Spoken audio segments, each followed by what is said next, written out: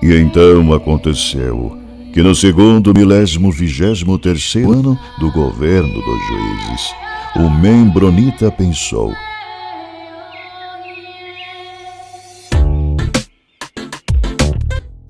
Saudações, membronitas, como é que vocês estão? Eu aqui, tirei umas férias entre o episódio passado e esse aqui deve ter umas 3 semanas. Eu tô tentando gravar alguns adiantado pra poder lançar diariamente. Eu já sabia que essa semana ia ser meio atribulada, as crianças estão de férias, meus pais vieram pra cá visitar, tive algumas viagens, mas estamos na área novamente. Bom, eu ouvi um debate, o cara tava falando sobre o ser humano com o passar dos anos, dos séculos, estar ficando menos inteligente. E já ouviram falar sobre isso?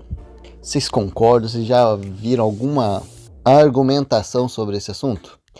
Bom, falando especificamente da vida de uma pessoa só, tem 2 inteligências que a gente pode considerar: inteligência fluida e inteligência cristalizada. A inteligência fluida ela vai diminuir quando você chega lá na terceira idade, que é a capacidade de você resolver problemas. Mas, no entanto, a inteligência cristalizada ela aumenta com a idade, que é o conhecimento acumulado com o passar do tempo. E no final das contas, falando a longo prazo, falando de séculos, não tem evidência nenhuma, nem estudo que possa afirmar com certeza isso, porque com o passar do tempo o conhecimento ele é muito fácil, você não precisa correr muito atrás, mas ao mesmo tempo, por ele ser fácil, vem muito conhecimento, Internet, globalização. E uma mente com constante uso vai estar sendo estimulada, o que pode estar contribuindo para o desenvolvimento da mente humana ao passar dos tempos. Agora um cara bem esperto começou a estudar pra caramba, busca aqui, busca ali. Aí o cara olhou pra trás, viu ele de 10 anos atrás e pensou assim: nossa, cara, como que eu não sabia de nada? Aí o cara olha pra frente, pro futuro e pensa: cara, eu não sei de nada. Nosso amigo Sócrates falou: só sei que nada sei, dentro de uma ideia assim. Na verdade, a gente tem pouquíssima informação sobre ele. A gente sabe que a Biblioteca de Alexandria pegou fogo, queimou muito material antigo. Fora que antigamente também não se registrava muito, o papel era caro, era difícil, então não era assim como a gente vai registrando qualquer coisa. E na somatória de muitos empecilhos aí, se perde informações. Então não temos um registro de que Sócrates falou isso, mas Platão, que foi o seu pupilo, diz que ele disse. E essa frase é fenomenal, pega toda a nossa arrogância, joga no lixo, nos faz descer do pedestal de detentores da razão e se manter na contínua aprendizagem. E assim, cá entre nós, detentores da verdade e da razão, a gente encontra assim, muito fácil. Já pensou naquele coleguinha? Tá pensando? Isso, agora pense em você também, porque, cara, a gente faz isso direto. E quanto mais a gente treinar, dar ouvidos a novas informações, parar de ser cabeçudo, a gente vai ser pessoa mais agradável e consciente. E o progresso é certo. Bom, eu mencionei um canal aqui que eu tenho ouvido bastante podcast. Encontrei aleatório. Aí quando eu comecei a escutar, era português de Portugal, eu pensei: não, cara, que preguiça. Não é nem discriminação, é só preguiça mesmo, assim, de ouvir, assim, porque daí você tem que prestar mais atenção. Porém, todos herdamos no sangue lusitano uma boa dosagem de lirismo, além deste, claro. Maratonei o canal todo, e o canal Despolariza, que é feito pelo Tomás Magalhães, ele convida, digamos, um político de direita e vai fazer o cara atacar a direita e falar os pontos fracos dela.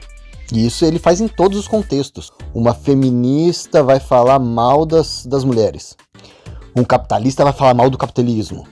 Porque a ideia dele é pegar essa polarização que a gente cria nas nossas ideias e quebrar ela. E ele explica que o intuito não é que você não tenha uma opinião sobre algo. É só essa opinião não ser polarizada. Não ser cabeçudo sobre aquele assunto e ignorar todo o resto. É mais ou menos assim pro pessoal de exatas. Você fez uma conta, daí você vai tirar a prova real, que é fazer ela ao contrário para ver se chega no mesmo resultado. Por exemplo, eu acredito que o Michael Jackson morreu, estamos em 2023 e ele já não está mais entre nós. Há pessoas que acham que ele está vivo E essas pessoas têm teorias, têm informações, alguns viram ele, alguns tiraram foto dele, disfarçado. E há muitas teorias, ele já estava cansado da fama. Agora, eu não vou conseguir, cara, eu tenho noção que eu não vou conseguir adquirir todo o conhecimento do mundo, então eu vou fazer uma filtragem. Eu acho que o Michael Jackson morreu. Meu colega tá dizendo, e tem fotos, tem fatos, tem argumentos de que ele não morreu. Vai fazer alguma diferença na minha vida? Quão relevante é a existência dele? Vamos dizer assim, eu não sou um grande fã, gosto da música, então eu vou lá e vou filtrar essa informação. Pô, tá bom. Mas para um filho do Michael Jackson, ou alguém que trabalhou junto ali com ele, talvez essa informação seja bem importante. Então um dos filtros de conhecimento nosso é relevância e importância pra gente. E outro é o julgamento moral ou julgamento de juízo, que são dois julgamentos distintos que vão nos ajudar a medir se aquilo é certo ou é errado e se aquilo tem evidências e provas suficientes para chegar numa conclusão. Bom, um dos pontos principais aqui dessa nossa temporada do podcast é a nossa vivência em sociedade, desenvolvimento pessoal dentro desse contexto social. Já ouviram falar do paradoxo de grupo? É uma teoria que mostra quando a gente está trabalhando em grupo, nossa produtividade tende a ser menor, motivação, determinação, porque a outra pessoa vai fazer. Ou também porque a outra pessoa não está fazendo, por que eu vou fazer? E dentro dessa teoria também nós nos conformamos com a opinião do grupo, o que está muito relacionado ali com a bolha social que a gente comentou anteriormente. Se o meu grupo chega em uma conclusão sobre determinado assunto, a minha tendência é adotar aquela conclusão e não correr atrás, vai ser muito empenho em tirar a prova real, argumentar e comprovar aquela conclusão. Então há um trabalho para evitar o paradoxo de grupo, que envolve estabelecer objetivos claros, garantir a participação de todos, permitir a livre expressão e opinião, e feedbacks regulares. Então o trabalho em grupo pode sim ser um benefício, a união faz a força, mas dependendo da ocasião e dependendo do grupo também, algumas vezes a individualidade pode ser mais efetiva. Então vamos colocar a situação aqui de que eu tô com uma inflamação na garganta. Eu converso com meu vizinho e ele fala assim, olha, sabe o que é bom para isso? Você vai pegar um barbantinho, tem que ser de lã, 100%. Você vai embeber ele no azeite de oliva puro, vai colocar em cima da sua garganta. Você deita, coloca ele enroladinho com uma cobra em cima da sua garganta, em momento de lua crescente, que ele vai melhorar a sua garganta. Aí eu vou num médico, o médico fala assim, não, você vai tomar um ibuprofeno e vai desinflamar sua garganta. Eu faço um julgamento rápido, uma avaliação sobre as situações, eu decido que o ibuprofeno vai ser mais efetivo e tem mais lógica para mim.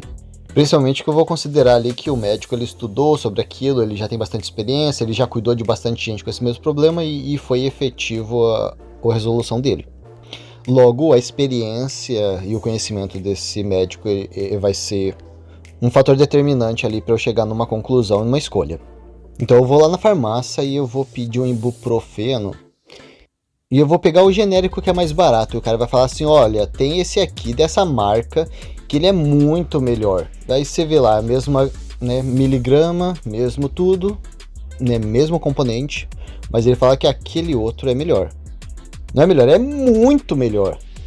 Bom, eu hoje já li alguns materiais falando sobre remédios genéricos e de marca. O material que eu consumi mostrava bastante fatos, bastante argumentos, bastante pesquisas, dizendo que o remédio genérico e o de marca tem o mesmo efeito. Se for comparado bem direitinho, tem tanto miligrama por tal, os dois são comprimidos, se for exatamente o mesmo tipo de produto, é o mesmo efeito. Logo, eu vou descartar a ideia de que o farmacêutico está lá tentando me vender aquele bem mais caro de uma marca e vou pedir o genérico mesmo. Ah, mas o farmacêutico não estudou, não é um cara experiente que vende aquilo todo dia e ele deveria saber que aquele de marca e o genérico são a mesma coisa? Sim, teoricamente. Mas devemos considerar também o conflito de interesses. Vamos dizer que aquele ibuprofeno genérico que eu vou comprar, que custa R$5, R$1 vai ser o lucro do farmacêutico. Mas aquele outro que custa 50, R$20 vai ser o lucro. Então, outra coisa aí para ser avaliada quando a gente vai absorver a informação é o conflito de interesse. Quando essa pessoa que está me passando a informação, ela tem um interesse particular em manipular a informação. Então, o que eu fiz quando eu decidi comprar o genérico? Eu vi a situação de longe. É como se eu estivesse procurando algo no meio de uma floresta, eu não consigo enxergar, mas daí eu vou lá, eu levanto um drone e tô vendo a imagem ali, opa, agora eu tô vendo onde é que eu tô e aonde eu quero chegar. E meus queridos, adquirir conhecimento e informação e acima de tudo não ser cabeçudo facilita para que eu tome decisões mais assertivamente. Ah, eu ia passar mal ou não ia surtir o efeito se eu comprasse aquele ibuprofeno de marca 10 vezes mais caro? Não. Mas eu ia ter R$45 a mais no meu bolso para gastar com alguma outra coisa. Embora algumas vezes a falta de informação sim causa um prejuízo bem grande. Às vezes é um fator de vida ou morte, quem sabe. E às vezes o conflito de interesse que eu comentei ali do farmacêutico pode ser alguma coisa mais banal, como por exemplo o orgulho próprio, o ego. Isso é um fator bem grande para causar uma polarização. Ah, eu gosto de rock, então eu tenho que odiar o sertanejo. Ah, eu sou pobre, então eu tenho que odiar o rico. Ah, eu sou atleticano, eu tenho que odiar o Coritiba. E sabe o que é engraçado? Eu já me encontrei com amigos que gostam de rock. Aí um deles falou, qual que é o nome do vocalista de tal banda? Qual que é o nome do baterista daquela banda? Que ano que surgiu tal banda? Eu falei, cara, não tô sabendo não. Ah, mas então você não gosta de... Assim, daí começa a criar aquele conflito desnecessário. A mesma coisa com o time de futebol também. Eu torço pro meu time. Não me pergunte quem que é o jogador, quem que é o treinador, quem que é o quê. Eu não vou saber, mas assim, eu gosto do time e eu tô torcendo pra ele. Não é uma coisa relevante na minha vida que eu preciso tomar uma decisão sobre isso. É só um entretenimento. E existem pessoas que precisam setorizar. Mesmo dentro do mesmo time, do mesmo gosto, tem que dividir, tem que criar conflito, tem que odiar o oposto. Polarização, fanatismo. Então, pessoal, vamos ter mecanismos de questionamento. Tem a sua opinião, mas ataca a sua própria ideia, tira a prova real. Pô, se tivessem tirado a prova real, analisado ali as informações, não tinham matado o John Coffey lá na espera do milagre, pô. Chateadíssimo. Não superei ainda. Já passei o filme, já passei o spoiler. Mas às vezes alguma coisa que tá tão evidente ali, mas tá certo. Às vezes não é o certo. Você sabia que a suástica é um símbolo hindu milenar? Então, por conta de um contexto geral, em que esse símbolo representa muita coisa ruim, globalmente, a gente pode julgar uma exceção, que seria ali uma família hindu com esse símbolo em casa, de forma errônea. Outra coisa que a gente tem que tomar bastante cuidado também são as pseudociências. Informações cheias de pesquisas, cheias de bases científicas, cheias de argumentos, e miram para dois lados totalmente opostos. Ah, o ovo é uma coisa muito boa, cheio de proteína, cheio de coisas importantes. Ah, o ovo é uma porcaria, não coma ovo. Faz muito mal. Ou quem tá querendo perder peso, não coma carboidrato depois de tal hora. Aí já vi muitos cientistas falando assim, não, assim, você tem que comer porque seu corpo tá habituado e ele vai processar, blá, blá, blá. Eu tava indo fazer academia com meu irmão e a gente começou a treinar e ele começou a falar porque não pode fazer cardio, né? Não pode fazer esteirinha, não pode fazer isso, não pode fazer alongamento, ou tem que fazer alongamento, ou tem que fazer isso, tem que fazer aquilo. Vai tomar uma proteína ali, não é bomba, tá? Tomar uma proteínazinha. Tem que ser antes do tempo, tem que ser depois, ou tem que ser isso, tem que ser aquilo. Eu falei, cara, cada um diz uma coisa. Ele falou, não, porque o Muzi falou, o Cariani. Aí a gente viu vídeos de 2 grandes treinadores ensinando coisas completamente diferentes. Aí como é que faz? Essas informações são importantes para mim, me afetam diretamente. São 2 profissionais falando coisas distintas.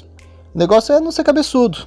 Testa as 2, vê o que melhor se adapta a você. Muita gente é diferente. Então, muito cuidado quando vai impor uma verdade absoluta. Não que toda informação tem que estar jogada ao léu sem objetividade e conclusão. Mas lembrar que a gente está ali em constante aprendizado.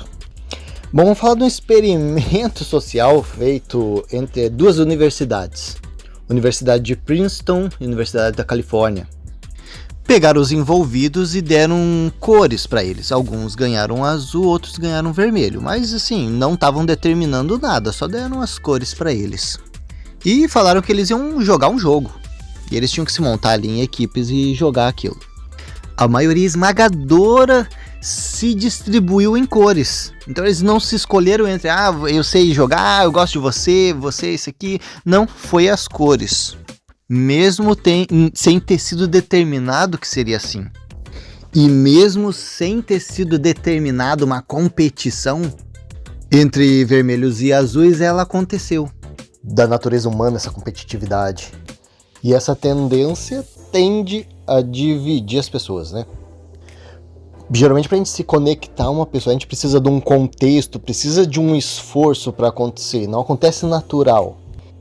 Enquanto que para acontecer a competitividade é se bater o olho às vezes, ouviu falar, a aversão é mais natural de acontecer.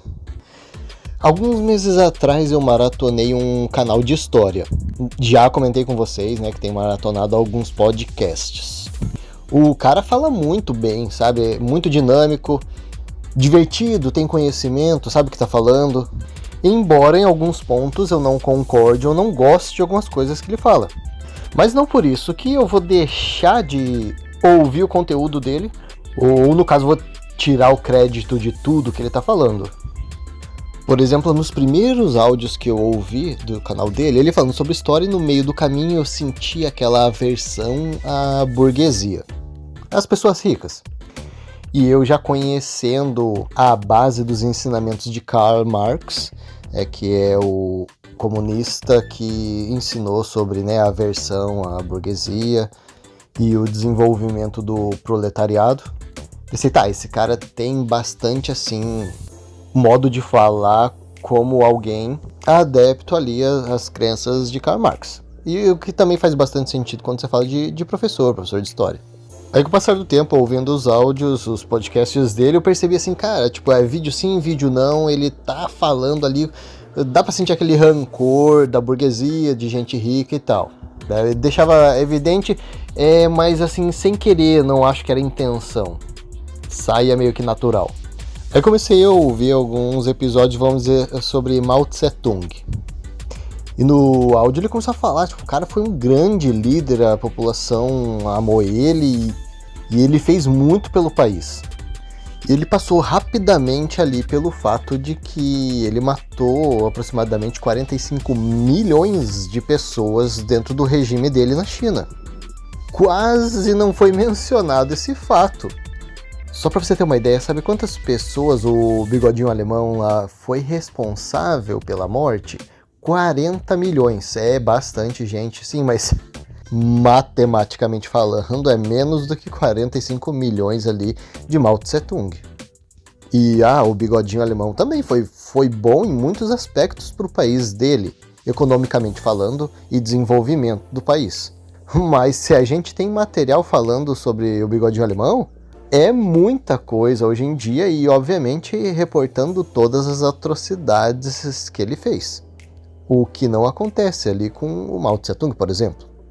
Outro vídeo, por exemplo, ele foi falar sobre Stalin, um líder russo, obviamente voltado às ideias de Karl Marx e do comunismo, E o podcast sobre ele foi totalmente voltado aos grandes feitos que ele fez. E numa parte ali do áudio foi falado assim, depois de falar por minutos, né? São meia hora, né? Os episódios do canal de história ali que eu estou escutando. Depois de falar todas as coisas maravilhosas sobre Stalin, por exemplo, ele falou, é verdade, Stalin matou muita gente, mas... Então foi ali 1 segundo, 2 segundos dedicado aos 20 milhões de mortos pelo sistema ditatorial dele. E ainda depois de todos esses mortos foi colocado um mas. Poxa, sabe, são coisas assim que eu não gosto. Não é por isso que toda a informação sobre Stalin, por exemplo, sobre Mao Tse Tung, não seja real. Mas estou falando do viés. E às vezes, não estou dizendo nesses casos, mas uma informação verdadeira sendo manipulada para moldar a sua opinião sobre aquele assunto.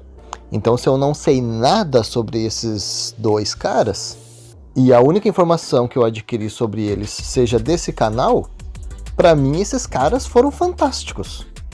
Aí mais pra frente ele fez um episódio só sobre Bolsonaro. Ele estava ali numa leva de falar sobre os ex-governantes do país, né? Bolsonaro estava no cargo no momento que ele gravou, então foi gravado sobre ele. E foi falado assim, muito mal mesmo. E quando era para falar ali que ele foi eleito democraticamente, por exemplo, o que foi dito é que o povo estava meio confuso e devido a algumas manobras na mídia ele foi eleito. Até o momento em que eu maratonei o canal não tinha sido feito, vamos dizer, por exemplo, um episódio sobre o Lula. Fiquei interessado em saber o que seria dito sobre. Ozzy, já saquei, tu é bolsominion. Ficou dodói. Não sou a favor de Bolsonaro, não sou a favor de Lula. Não votaria em nenhum dos dois, embora cada um dos dois tenham sim pontos fortes como pessoa ou como governante e pontos fracos. E visto que os pontos fracos são bem comprometedores para o país, não acho que sejam boas opções quando a gente tem milhões de pessoas nesse país e muitas pessoas competentes e com boa vontade. O que me interessa nesse canal de história é que foi falado assim, olha, vou tentar ser o mais neutro possível, não dar minhas opiniões, mas fatos. E embora seja impossível eu passar os fatos sem nada da minha opinião incluso, eu vou tentar o máximo possível não fazer isso. E eu não senti que foi um esforço tão grande assim. Ozzy, mas você indicou o canal de história? É verdade. Que apesar de algumas coisas que eu não concordo, tem muita coisa interessante ali. Tá? Então assim, o que eu faço é assim, não polarizar, não ter um fanatismo em cima de nenhum assunto, absorver informação e fazer o meu julgamento e triagem. Eu não acredito que você vai encontrar algum material com uma verdade absoluta. O meu canal não tem a verdade absoluta. Então pode chegar algum momento que eu tenha que corrigir. Falei besteira aqui. O tempo passou, esse assunto mudou e a gente vai ter que fazer alguma correção. Sim, não tem problema. Porque é quando você busca um material com uma verdade absoluta que começa a surgir, você já vai com a ideia de buscar algo com uma polarização inclusa. Aí um ouvinte ali daquele canal de história perguntou, então todos os professores de história são de esquerda. E o rapaz falou, não, é mais ou menos de meio a meio, não tem nada a ver. Eu fiz uma pesquisa, tá? Um estudo de 2016 realizado pela Universidade de Harvard mostraram que os professores de história em 80% têm o viés voltado ao lado de esquerda. 9% de direita e o restante não se aplicava a esses 2 pontos. Então, pesquisa feita ali nos Estados Unidos. Em 2017, lá do outro lado do mundo, em Tel Aviv, a Universidade de Tel Aviv fez um estudo sobre os professores de história ali em Israel. Mostrou que também, sim, os professores de histórias eram voltados à esquerda, mas que, diferentemente dos Estados Unidos, o viés deles não era tão aplicado no momento do ensino, enquanto os Estados Unidos era bastante difundido. Eu não sou um especialista de política, sou tão especulador quanto vocês. Não abraço nenhum dos dois times dominantes que perturbam a paz ali da nossa internet.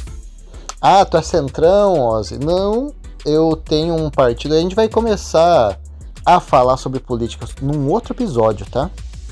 Mas o fato é que quando a gente fala de polarização, sabe, não tem como não falar de política. O pessoal é muito polarizado, muito agressivo sobre isso.